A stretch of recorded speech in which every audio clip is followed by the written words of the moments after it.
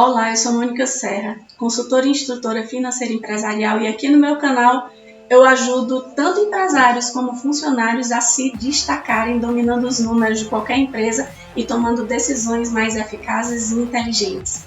Hoje eu vou te mostrar um vídeo sobre uma sequência de 3 aulas que eu estou fazendo sobre gestão estratégica de caixa. Se você curte esse conteúdo, então se inscreve aqui no canal, ativa as notificações para você receber todas as vezes que a gente subir vídeo novo, receber um aviso.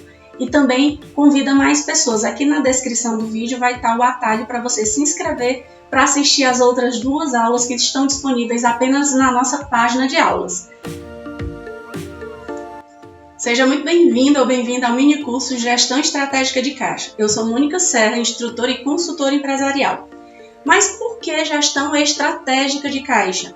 Porque eu penso que não é apenas registrar as entradas e saídas de dinheiro na empresa, mas trabalhar estrategicamente os dados para alcançar o futuro que se deseja aí na empresa. E durante essas aulas eu vou te mostrar tudo o que você precisa saber, exatamente por onde começar para se tornar um excelente gestor estratégico de caixa, de forma que os números do negócio falem o passado e o futuro da empresa e que te deem clareza para tomar decisões através de demonstrativos impecáveis, corretos e consistentes, e ainda te auxiliem em 2 situações. Se você é empreendedor, você terá domínio sobre os números do negócio para você trabalhar estrategicamente e potencializar suas ações e os seus resultados, e assim também o seu lucro. E se você é funcionário, você poderá se destacar no mercado de trabalho e assumir funções mais estratégicas e mais bem remuneradas, trabalhando no financeiro das empresas. Terá também segurança para encarar processos seletivos e saber exatamente o que responder e como fazer quando o assunto for gestão estratégica de caixas, fluxo de caixa, projetado, realizado e etc. Mas talvez você possa estar se perguntando a seguinte coisa: mas quem que é a Mônica para me falar sobre esse assunto? Ou então você pode estar se perguntando o seguinte: Mônica, você já aplicou isso em algum lugar? Alguma vez você aplicou isso que você vai ensinar? De onde que surgiu tudo isso? Bom, então eu vou te contar a minha história. Tudo começou há 18 anos atrás, quando eu fazia faculdade de contabilidade na Federal do Maranhão. Eu comecei a trabalhar nessa época em banco e entrei como assistente administrativo. Depois eu fui promovida para gerente administrativa e depois para gerente comercial de contas pessoa jurídica. E foi bem nessa época que eu me formei. Como eu gostava muito do que eu fazia e eu não queria abrir escritório de contabilidade nem deixar de fazer o que eu estava fazendo no meu trabalho, eu resolvi dar aula na faculdade para não perder o que eu havia aprendido durante o curso. Então eu dei aulas na faculdade e depois de aproximadamente uns 2 anos eu pedi conta do banco e comecei a trabalhar com consultorias. Eu entendia que a bagagem que eu tinha adquirido na faculdade e no banco como gerente de contas na carteira de pessoa jurídica já tinha me dado segurança suficiente para eu começar a atender em consultoria. Então, a primeira consultoria que eu fiz foi numa empresa familiar que estava passando por uma queda acentuada de faturamento por causa de mudanças econômicas que estavam acontecendo na época. Parecido com o que aconteceu ano passado em relação a todo esse movimento aí que aconteceu e afetou alguns segmentos. Foi então que eu me vi numa enrascada. Eu pensei, meu Deus, por onde é que eu vou começar para organizar todos esses dados? Tudo que eu havia aprendido na faculdade parecia estar bem distante da prática ali naquela empresa que eu estava atendendo. Então eu pensava, Jesus, na prática é totalmente diferente da teoria. Mas foi então que eu percebi uma coisa: na realidade, a teoria e a prática elas andam juntas. O problema é que na faculdade nós recebíamos os dados todos organizados, no ponto de elaborar os demonstrativos. Só que na prática, no dia a dia da empresa, os gestores, na maioria das vezes, quando tem os dados organizados, eles organizam de uma forma que não favorece a elaboração dos demonstrativos. Então, o que acontece? O primeiro trabalho a ser feito na empresa é organizar os dados para depois elaborar demonstrativos consistentes. Então, eu vou te falar para você prestar atenção a partir de agora, que eu vou te dar muitas dicas para você organizar o financeiro aí da empresa de forma que você possa extrair o máximo de informação possível dos números da empresa. Então, continuando a minha história, foi então que eu pensei assim: bom, para eu organizar os dados como eles precisam estar organizados, eu preciso começar por algum lugar para ter certeza do que eu estou fazendo e ter confiança de que os dados estão anotados corretamente, ter certeza do que eu estou fazendo. Foi então que eu comecei a organizar o caixa. Sim, o caixa, as contas correntes e etc. Por menos que você acredite, no caixa tem muita inconsistência e muita dúvida na hora de fazer lançamento. E aí eu comecei a fazer vários relatórios baseados na teoria que eu tinha aprendido na faculdade, quando eu fiz faculdade, e também o que eu aprendi quando eu ensinei, que a gente aprende quando ensina, e no que eu via no banco, nos documentos solicitados para os empréstimos, para os financiamentos, apresentados nas linhas e no que os clientes entregavam. E aí eu fui juntando os dados de várias formas diferentes e os meus olhos começaram a se abrir para muita coisa que estava acontecendo na empresa e que tinha solução para aquilo tudo que estava acontecendo. E foi a partir de então que eu consegui ver claramente as ações que funcionaram e as que não funcionaram que os gestores tinham tido no passado que estavam interferindo no presente. Eu vou te dar um exemplo. Nesse tempo, a empresa que eu estava atendendo teve uma queda de faturamento de aproximadamente 55% e já havia tomado todo o crédito à sua disposição. A empresa tinha muito crédito, estava quase todo tomado, porque a empresa tinha feito alguns investimentos, tinha comprado carro, maquinário. E aí quando veio a mudança econômica que afetou a empresa, que caiu o faturamento, ela se encontrou com dificuldade. E aí começou a fazer antecipação de quase todos os recebíveis, que eram os cheques e os boletos. Na época eu vendia com cheque e boleto. Foi quando eu cheguei e encontrei essa situação. Foi então que eu tive que criar cenários para enxergar o que estava acontecendo e principalmente enxergar o que poderia acontecer financeiramente caso eu sugerisse uma ou outra atitude, uma ou outra ação naquele momento para a empresa. Vi que ainda a empresa tinha crédito e fui tabular os dados para ver qual era a melhor forma de usar o crédito restante que a empresa tinha para liquidar os compromissos que ela já tinha assumido e substituir dívidas caras por dívidas mais baratas. E quando eu falo dívida cara, eu não estou dizendo somente em relação aos juros que é pago na prestação não, tá?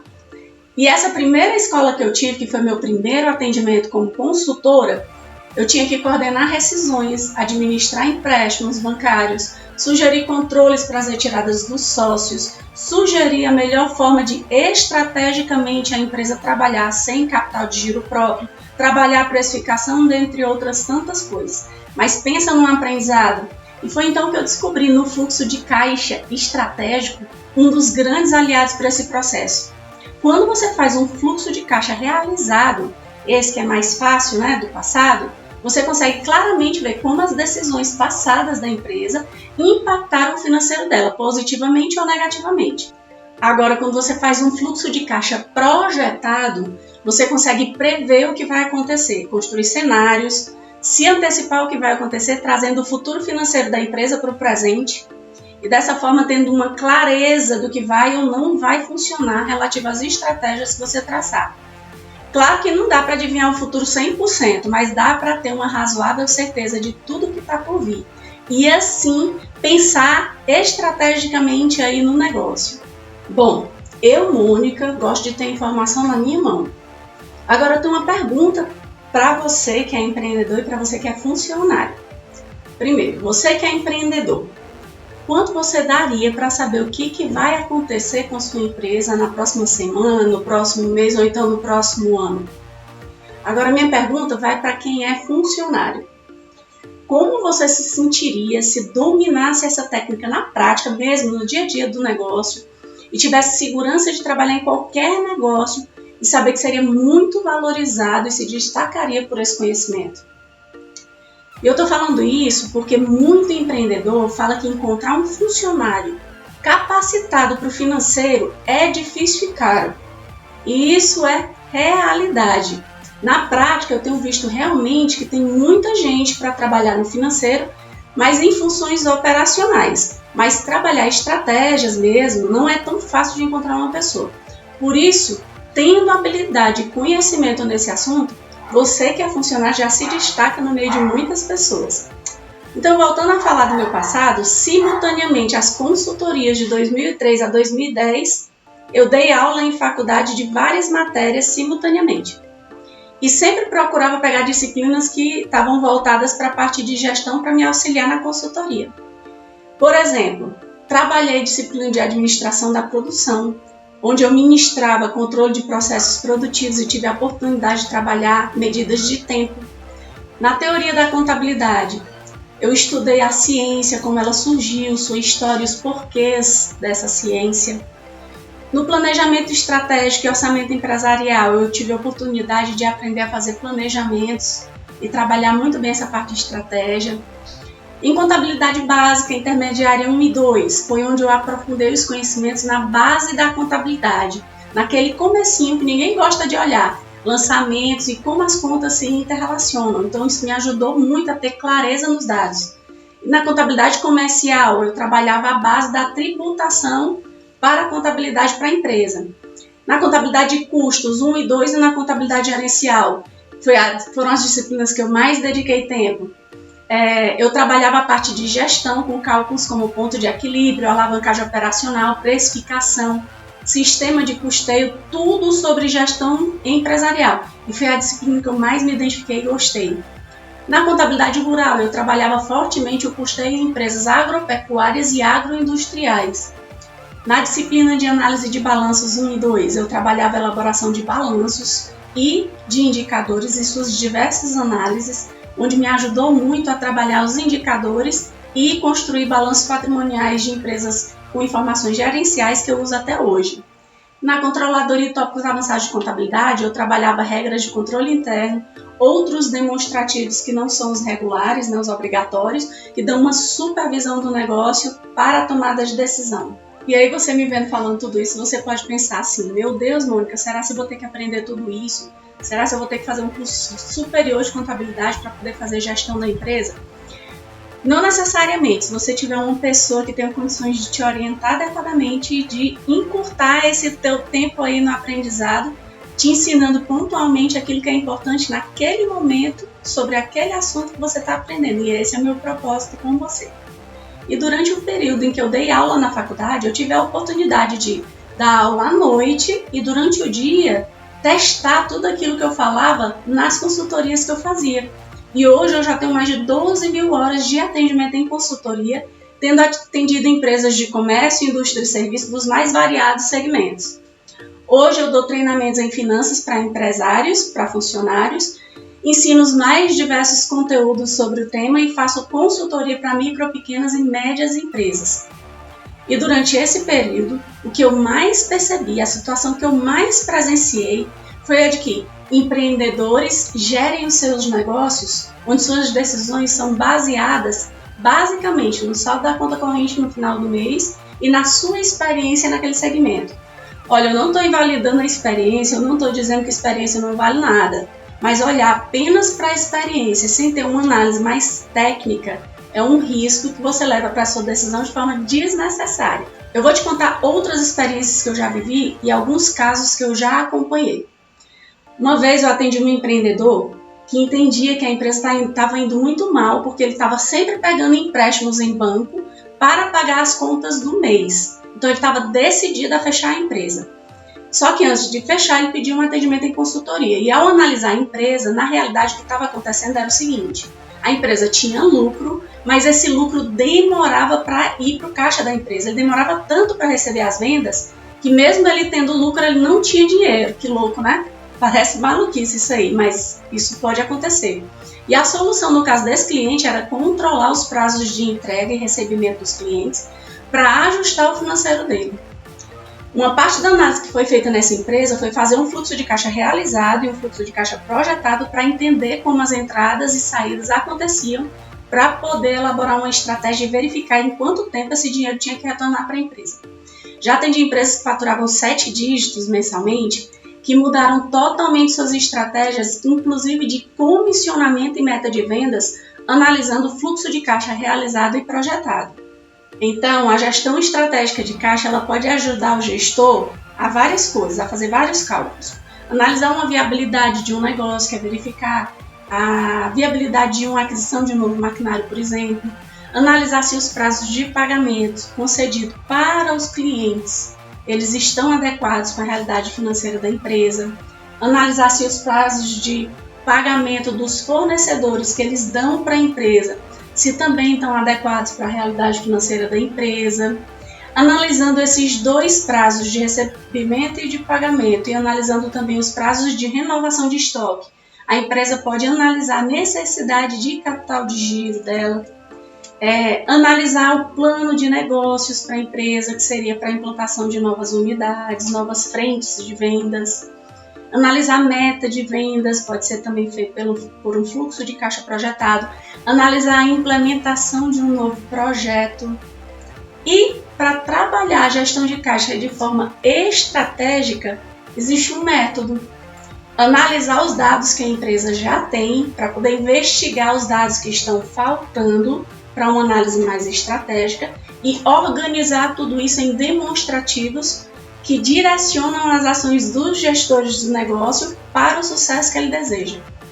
Eu sempre me deparei com muitas empresas analisando o caixa apenas olhando o saldo das contas, mas sabe que há muito mais informação do que apenas analisar o saldo da conta.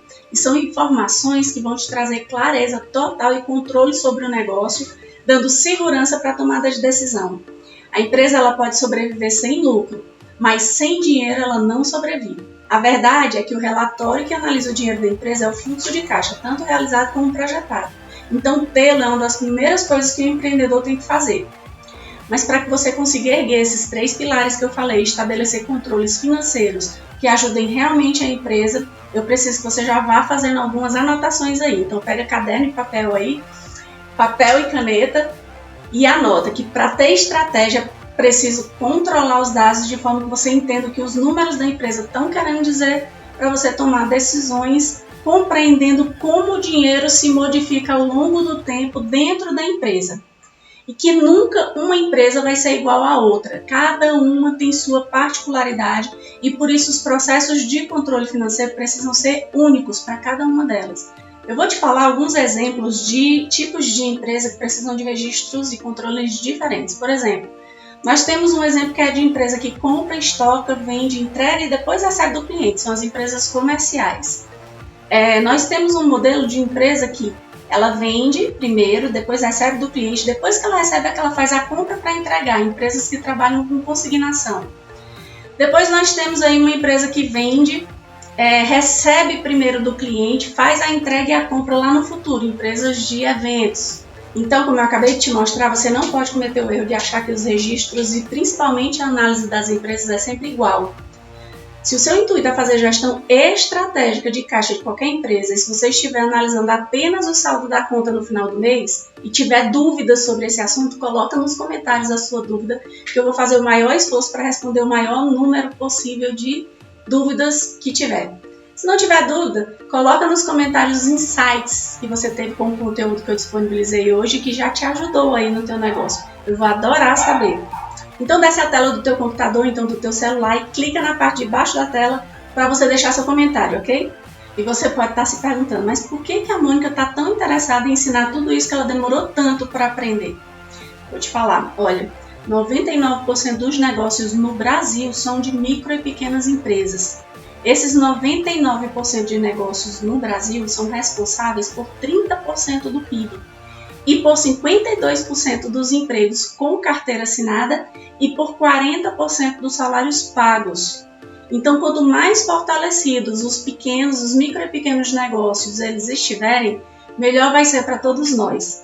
E se você gostou dessa aula, compartilhe esse vídeo com mais pessoas para que juntos nós possamos ajudar a manter as empresas com saúde financeira e garantir sucesso para os empregados e para os empregadores. Então, se você gostou dessa aula, compartilhe esse conteúdo, ativa as notificações para receber os próximos conteúdos, se inscreve no link aqui abaixo que está na descrição desse vídeo para que você possa assistir às próximas aulas que estão lá na nossa página de aulas, ok? Um abraço e até o próximo vídeo.